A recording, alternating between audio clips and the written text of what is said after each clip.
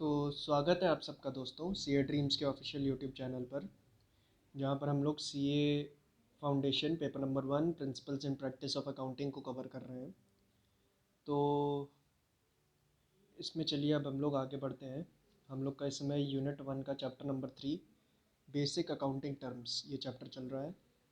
तो इस चैप्टर में हमारा जो अगला टर्म हम सीखने जा रहे हैं वो है स्टॉक या फिर इन्वेंट्री। स्टॉक क्या होता है, इन्वेंट्री क्या होती है, ठीक है। तो ये समझते हैं।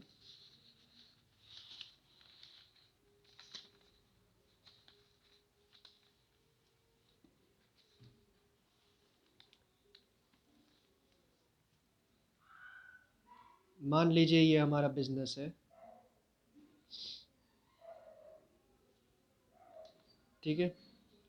तो बिजनेस में, और ये हमारा साल है 2019 और 20, 2019-20 का साल है। तो इस दिन की सबसे पहली तारीख क्या रही होगी? 1 अप्रैल 2019। और लास्ट तारीख क्या रही होगी? 31 मार्च 2020, ठीक है। क्यों? क्योंकि ये हमारा फाइनेंशियल ईयर माना जाएगा, अप्रैल से मार्च वाला। तो 1 अप्रैल 2019 को मान लो आपके पास 5000 यूनिट्स के गुड्स बचे हुए हैं, ठीक है। वो बचे कैसे होंगे अभी बताते हैं। और ये जो साल है 2019-20, इस साल के दौरान आपने 70,000 यूनिट्स, कितने? 70,000 यूनिट्स के गुड परचेज किए हैं।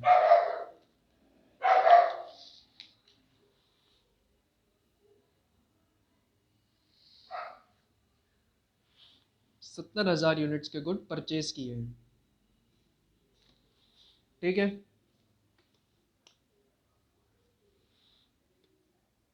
और इसमें से आपने सेल कितने के किए? 30,000 यूनिट्स। 30,000 यूनिट्स के गुड्स आपने क्या कर दिए? सोल्ड कर दिए,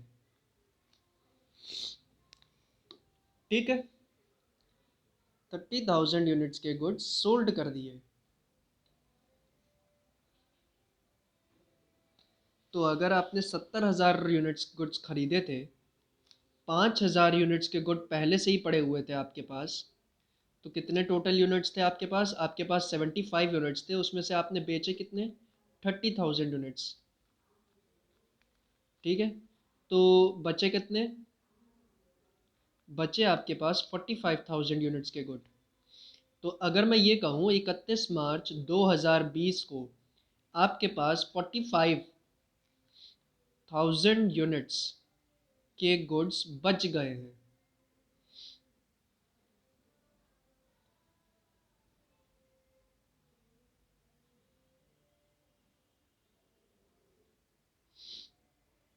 ठीक है। सही बात है। तो 45,000 यूनिट्स के गुड आपके पास बच गए हैं। तो ये जो गुड्स बचे हैं इनको मैं कहूँगा क्लोजिंग स्टॉक या फिर क्लोजिंग इन्वेंट्री। और ये जो शुरुआत में मेरे पास 5,000 यूनिट्स के गुड बचे हुए थे, जिनको मैंने इन 70,000 यूनिट्स के साथ जोड़ा, ये कहलाता है ओपनिंग स्टॉक या फिर इन्वेंट्री,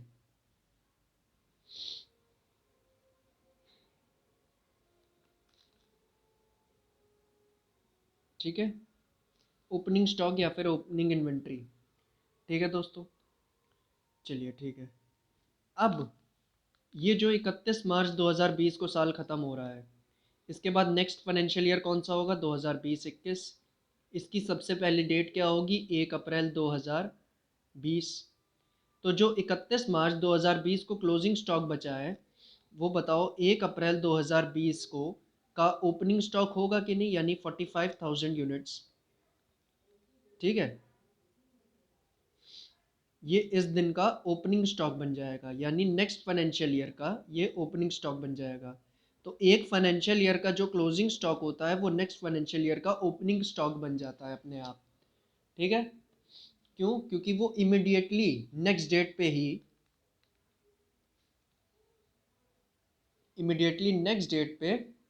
वो स्टॉक हमारे पास अवेलेबल होता है। ठीक है, 31 मार्च को अगर आपके पास 45,000 यूनिट्स पड़ी हुई है गोडाउन में, तो 1 अप्रैल को भी 45,000 यूनिट्स ही होंगी। ठीक है, तो एक फाइनेंशियल ईयर का जो क्लोजिंग स्टॉक है वो नेक्स्ट फाइनेंशियल ईयर का ओपनिंग स्टॉक बन जाएगा। ठीक है दोस्तों, ये जो पिक्चराइजेशन हमने अभी समझा है, ये है एक ट्रेडिंग फर्म के हिसाब से। ट्रेडिंग फर्म यानी जो डायरेक्ट फिनिश्ड गुड्स खरीदती है। फिनिश्ड गुड्स यानी बना बनाया पूरा, जिसमें ये ज़रा से भी मैन्युफैक्चरिंग की ज़रूरत नहीं है। ठीक है, पूर्णतः बना बनाया गुड्स खरीदती है और पूर्णतः उसको सेल कर देती है। तो ये ट्रेडिंग फर्म के हिसाब से है। ठीक है, this is for a trading firm. ये पिक्चराइजेशन। बट एक मैन्युफैक्चरिंग फर्म इस प्रकार से काम नहीं करती। मैन्युफैक्चरिंग फर्म कैसे काम करती है? मैन्युफैक्चरिंग फर्म क्या करती है, उसकी एक फैक्ट्री होती है। मान लो ये हुई फैक्ट्री उसकी। तो उस फैक्ट्री में क्या करती है, बाजार से रॉ मटेरियल खरीदती है। क्या खरीदती है? Raw material. ठीक है, और फिर अपनी फैक्ट्री में उसके ऊपर काम वगैरह करती है। ठीक है, तो काम करते करते करते करते करते करते जिन गुड्स के ऊपर वो काम कर रही है, ठीक है, रॉ मटेरियल से क्या करती है, अपने लेबर वगैरह को लगा के उन रॉ मटेरियल से फिनिश प्रोडक्ट बनाने का काम करती है। और फिर आखिरी में क्या करती है, जो फिनिश प्रोडक्ट बन जाता है उसको बाजार में सेल कर देती है। ठीक है, तो एक मैन्युफैक्चरिंग फर्म में क्या होगा, आपके पास ओपनिंग स्टॉक या ओपनिंग इन्वेंट्री रॉ मटेरियल की भी होगी, क्योंकि आपने बाहर से रॉ मटेरियल ख़रीदा है। ठीक है, तो उसका कुछ ना कुछ ओपनिंग स्टॉक भी आपके पास बचा होगा। और रॉ मटेरियल का क्लोजिंग स्टॉक भी बच सकता है, क्योंकि आपने बाज़ार से जो रॉ मटेरियल ख़रीदा है वो आखिरी में 31 मार्च को जितना बच जाएगा वो उसका क्लोजिंग स्टॉक कहलाएगा मैन्युफैक्चरिंग फर्म के केस में। जो फिनिश्ड गुड बच जाएंगे बिकने को, वो अगले साल के ओपनिंग स्टॉक बन जाएंगे, है ना। यानी यहाँ पे आपके पास ओपनिंग स्टॉक भी हो सकता है फिनिश्ड गुड्स का। साथ ही साथ जो गुड्स इस साल बच गए बिकने से, जो फिनिश प्रोडक्ट,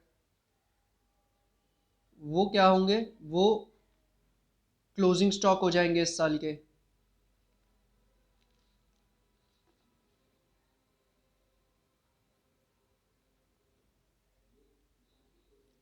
ठीक है,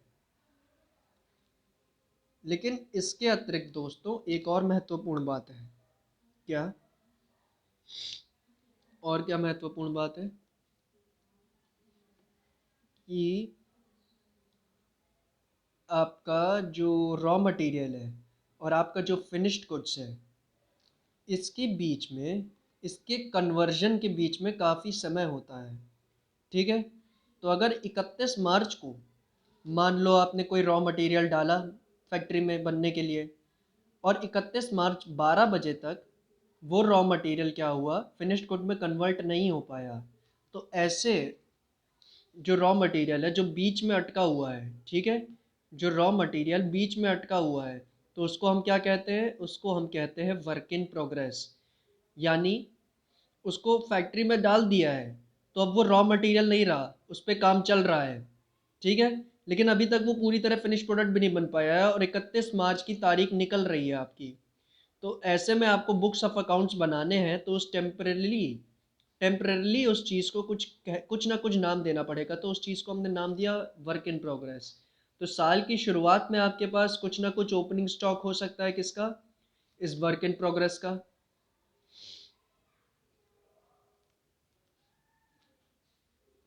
और कुछ क्लोजिंग स्टॉक भी हो सकता है इस वर्क इन प्रोग्रेस का। ठीक है, तो ये थी दोस्तों स्टॉक यानी इन्वेंट्री की कहानी। ठीक है, समझ गए होंगे मुझे लगता है आप लोग। अब हम लोग नेक्स्ट पढ़ते हैं ट्रेड रिसीवेबल्स। ठीक है, अगली कहानी क्या है, ट्रेड रिसीवेबल्स। तो दोस्तों आपने डेटर्स तो समझ लिया था, हमने पीछे की वीडियोस में डिस्कस किया है। तो मान लो ये आदमी मोबाइल का व्यापारी है, ठीक है, और ये उसका कस्टमर है। तो इस आदमी ने इसको मोबाइल बेचा उधार पे, और मोबाइल कितने का है, 15,000 रुपये का। इस आदमी ने वादा किया कि मैं 15,000 रुपये दे दूंगा, बट आफ्टर 7 डेज। तो 7 दिन के बाद इसने कहा कि मैं 15,000 रुपये दे दूंगा। तो ये क्या हुई, ये क्रेडिट सेल है। ठीक है, क्रेडिट सेल यानी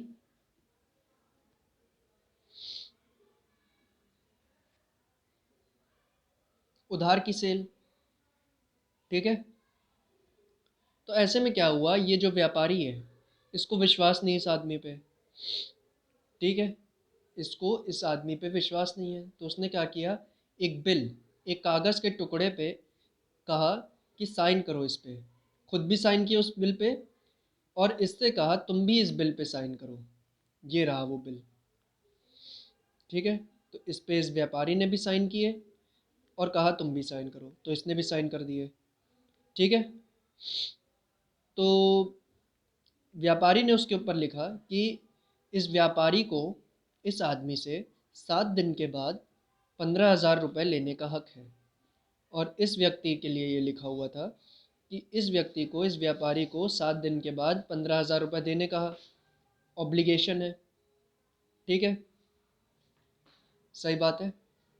उसके बाद इसने, व्यापारी ने इससे कहा इसके ऊपर एक्सेप्टेड लिख दो। क्या लिख दो, एक्सेप्टेड। इसने पूछा ऐसा क्यों। इसने कहा कि इस बिल पे जितने रुपए की लाइबिलिटी है, यानी 15,000 रुपये की, तो अगर तुम इसके ऊपर साइन करके एक्सेप्टेड लिख देते हो तो ये बिल पूरी तरह लीगल हो जाएगा, और फिर तुम्हें 7 दिन के बाद मुझे पेमेंट करनी पड़ेगी, नहीं तो मैं तुम्हें कोर्ट ऑफ लॉ में चैलेंज भी कर सकता हूँ। ठीक है, तो जैसे ही इसने अपने सिग्नेचर करके इसके ऊपर एक्सेप्टेड लिखा, तो आज से ये जो व्यक्ति है वो इस व्यापारी का डेटर नहीं रहेगा। क्या बन जाएगा, डेटर से, डेटर नहीं रहेगा, और डेटर से क्या बन जाएगा इसका, बिल्स रिसीवेबल बन जाएगा। ठीक है, बिल्स रिसीवेबल, जिसे हम शॉर्ट में बीआर कहते हैं। और ये व्यापारी इस आदमी का क्रेडिटर नहीं रहेगा अब। ठीक है, वैसे तो इसका क्रेडिटर था, लेकिन क्योंकि अब ये बिल साइन हो चुका है इन दोनों के बीच, तो अब ये इसका क्रेडिटर नहीं रहेगा, बल्कि क्या बन जाएगा, बिल्स पेबल बन जाएगा। ठीक है, बीपी इसको हम कहते हैं शॉर्ट में। ठीक है, अब बात की जाए ट्रेड रिसीवेबल्स क्या होता है। तो trade receivables is equal two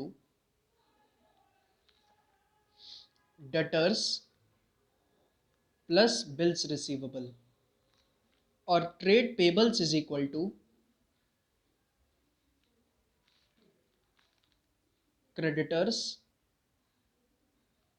plus bills payable. चलो, तो देखो दोस्तों, इसमें हमारा ट्रेड रिसीवेबल्स भी हो गया और ट्रेड पेबल्स भी कंप्लीट हो चुका है। ठीक है,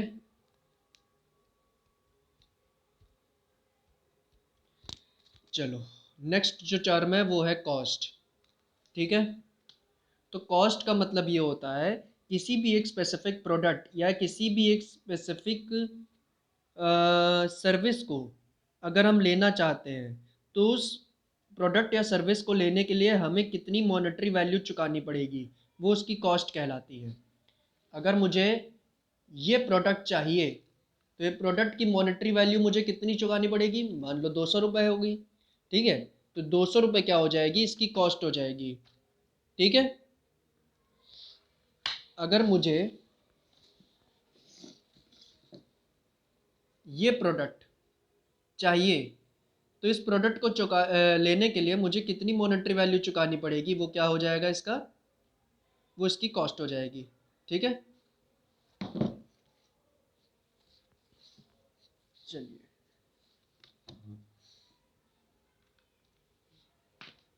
नेक्स्ट है दोस्तों वाउचर। तो वाउचर दोस्तों वो डॉक्यूमेंट्स होते हैं जिनके बेसिस पे आप सबसे पहले बुक्स ऑफ एंट्रीज, ट्रांजैक्शन और इवेंट्स को अपनी बुक्स ऑफ अकाउंट्स यानी जर्नल एंट्रीज में रिकॉर्ड करते हैं। ठीक है।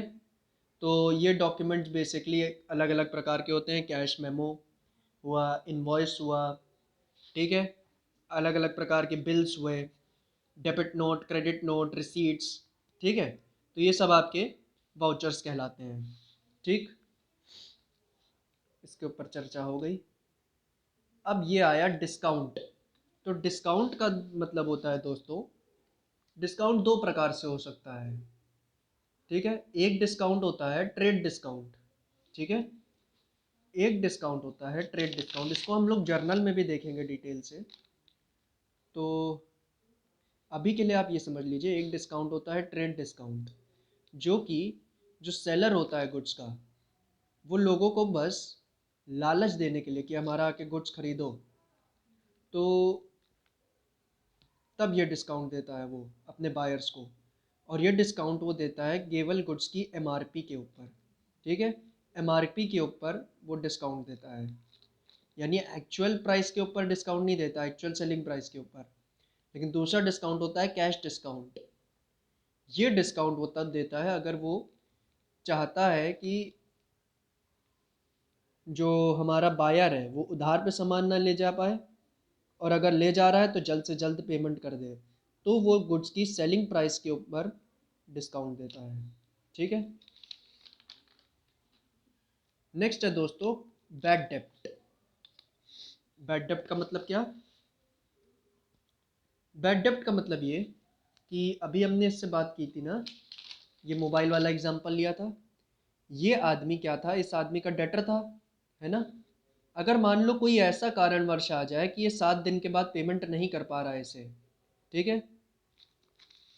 एक सेकंड के लिए एग्जांपल को दोबारा ले लेते हैं और भूल जाते हैं कि इनके बीच कोई बिल विल साइन हुआ था, नॉर्मल से क्रेडिट सेल हुई है। इसने इसको मोबाइल दिया और इसने वादा कर दिया कि 15,000 रुपये 7 दिन के बाद पेमेंट कर दूंगा। ठीक है। अब 7 दिन के बाद कोई ऐसा कारण आ गया कि ये पेमेंट अब नहीं कर पा रहा है। क्या कर रहा है? ये पेमेंट अब नहीं कर पा रहा है। तो क्या होगा? जब ये पेमेंट नहीं कर पा रहा है तो इसकी वजह से इस सेलर को ये जो 15,000 रुपये का नुकसान हो रहा है, तो इस 15,000 के नुकसान को वो क्या कहेगा? बैड डेप्ट। ठीक है। सही बात है। तो ये बंदा जब अब इस सेलर को इस गुड्स की प्राइस नहीं दे पा रहा, मतलब 15,000 रुपये का सामान लिया था और वो पैसे वो नहीं चुका पा रहा है किसी भी कारणवश, तो वो जो उसको नुकसान हो रहा है इस सेलर को, उस नुकसान को ये अपनी बुक्स ऑफ अकाउंट्स में क्या कहेगा? बैड डेप्ट। ठीक है। अब मान लो अगर 15,000 रुपये में से 9,000 रुपये इसने दे दिए, 15,000 में से 9,000 दे दिए और बाकी कह रहा है अब मेरे पास बचे कुछ 6,000 रुपये नहीं है, तो 9,000 दे दिए, ठीक है, लेकिन 6,000 का क्या हो गया? बैड डेप्ट हो गया। जितना पैसा वो नहीं दे पा रहा है तो वो क्या कहलाएगा? बैड डेप्ट। ठीक है। तो बैड डेप्ट का मतलब क्या हुआ? Incapacity of a debtor to pay its debts is known as bad debts. अब सर ये ऐसा कोई भी कारण हो सकता है कि वो पेमेंट नहीं कर पा रहा। हो सकता है कि वो इस हालत में ना हो, दिवालिया हो गया हो इसलिए पेमेंट नहीं कर पा रहा हो सकता है कि उसकी इच्छा ही ना हो पेमेंट करने की। ठीक है। हो सकता है कि वो भाग जाए, कह दे अब मैं पेमेंट ही नहीं करूँगा, जाओ यहाँ से, जैसे विजय माल्या भाग गए। वैसे और भी कई कारण हो सकता है उसकी मृत्यु हो जाए, अगर मर गया तो थोड़ी पेमेंट कर पाएगा। ठीक है। तो पेटअप के कोई कई कारण हो सकते हैं। नेक्स्ट है दोस्तों बैलेंस शीट। ये हम लोग डिस्कस कर चुके हैं। बैलेंस शीट में दो साइड्स होती हैं। ठीक है। पहली का नाम होता है एसेट्स और दूसरी का नाम होता है लाइबिलिटी। ठीक है।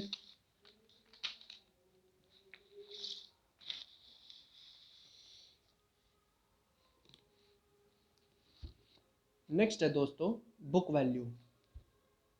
तो देखते हैं बुक वैल्यू का मतलब क्या होता है।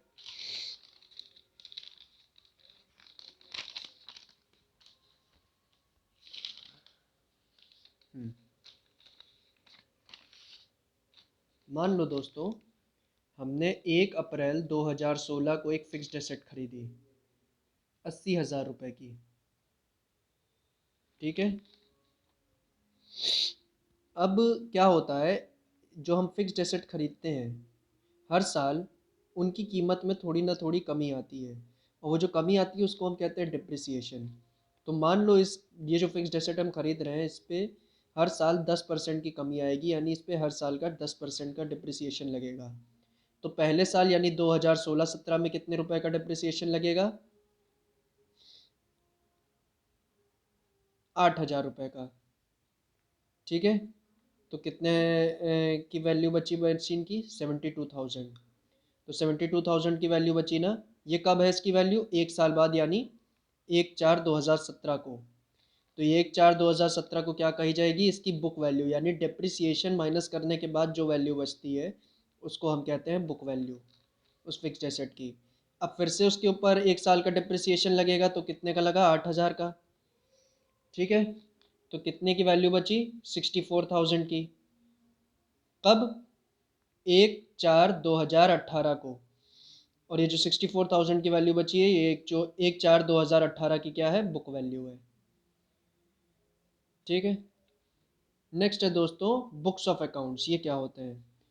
तो ये जो हम बनाते हैं जर्नल से लेकर फाइनल अकाउंट्स तक का जो प्रोसेस होता है हमारा, ये